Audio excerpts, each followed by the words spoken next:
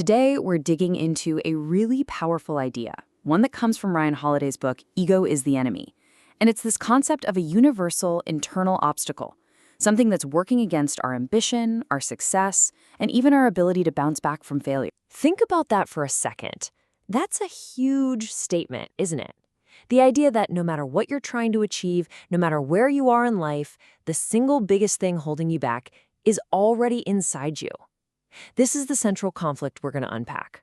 So, before you can fight an enemy, you have to know it. You have to understand its tactics. So let's define what we really mean by ego, because it's not just about confidence. It's a very specific internal force that's working against us. Right. So this isn't about having healthy self-esteem. The ego we're talking about here is, well, it's like that petulant child inside all of us. You know, the part that needs to be better than everyone else, that needs to get credit for everything. It's that voice in your head that kind of twists reality, telling you you're way more important or special than you actually are. And you might be thinking, oh, well, that's not me. I'm not some huge egomaniac. But the thing is, it's not just a problem for egomaniacs.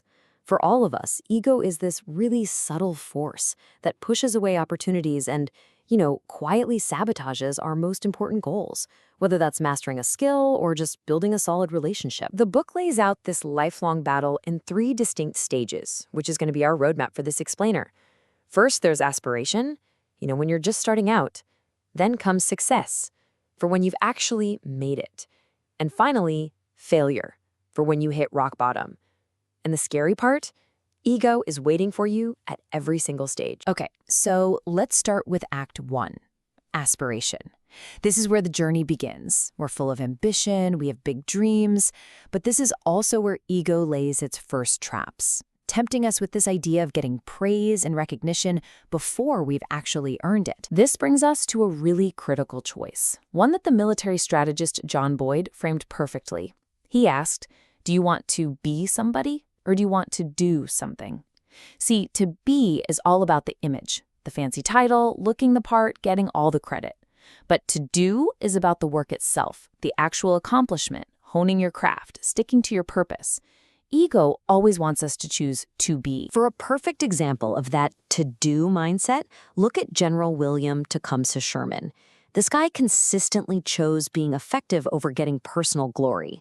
During the Civil War, he actually turned down a more senior rank so he could better support General Grant, all because he knew it was the fastest path to winning the war. The focus was 100% on the result, not on his own recognition. Now, here is a classic ego trap when you're in that aspiration phase. Talking and talking and talking about what you're going to do. It feels great, right? You get nods of approval, some validation, but all that talk just drains the mental energy you need for the actual doing. It's so much easier to talk about writing a novel than to actually sit down and write it. Ego loves the talk. Accomplishment requires the work. And this quote just says it all. The famous painter Degas was complaining that he couldn't write good poetry, even though he had all these great ideas. And his friend, the poet Mallarmé, just hit him with this truth bomb. Art isn't made with fuzzy ideas. It's made with the hard, painstaking work of putting the words on the page. All right, let's move to Act 2. Let's say you did the work, you avoided the talk trap, and you've actually found some success. Awesome, right? This is the reward. But this is where a whole new set of temptations pop up. And frankly, they're even more dangerous. The ultimate cautionary tale here is Howard Hughes. The man was a legitimate genius, but his life became a masterclass in how ego completely destroys success. He inherited a hugely profitable company and basically set its cash on fire, finding ventures that were way more about his own image than about sound business. From his movies to his airplanes, his ego just kept turning gold into dust, all while he told himself he was a visionary. And maybe the most tragic part of it all is that Hughes himself knew it. This quote from him is just heartbreaking. It shows he completely understood that all his public success brought him absolutely zero private happiness. He ended up dying a miserable, paranoid, isolated man, a total prisoner of his own ego. So what's the antidote to that? Well, take a look at former German Chancellor Angela Merkel. Her power came from the exact opposite of the Howard Hughes approach. There was no sizzle, no flash, absolutely no ego. It was just a sober, relentless, and totally unpretentious focus on the work and on the results. She was the master of herself. And that brings us to Act 3, failure. Because let's be real, no matter how successful you get, setbacks are gonna happen. It's inevitable. Ego is what makes that failure feel like the end of the world, and it's what stops us from actually learning anything from it. But overcoming ego here can lead to our biggest moments of growth. So when we fail, we're faced with this choice between what the author Robert Greene calls alive time and dead time. Dead time, that's when we just sit around, we wait, we complain, we blame other people. But alive time, that's when we use the setback as a chance to learn, to act, to get better.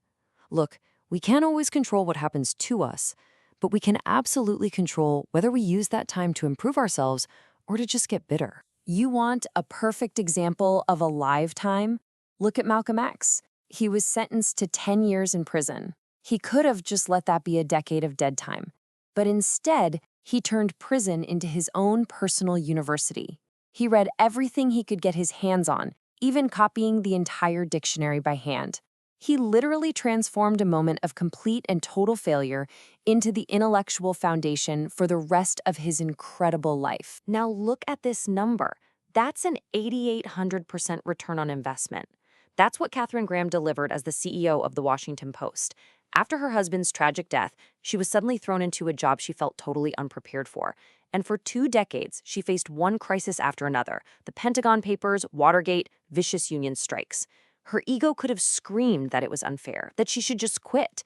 But instead, she endured it all with this quiet poise and purpose, turning profound adversity into one of the greatest business success stories in history. So what does all this show us?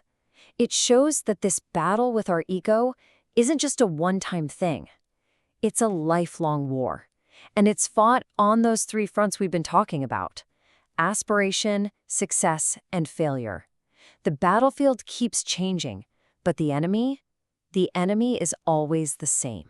I just love this quote from Martin Luther King Jr. because it frames this internal struggle not as some kind of weakness, but as a noble fight.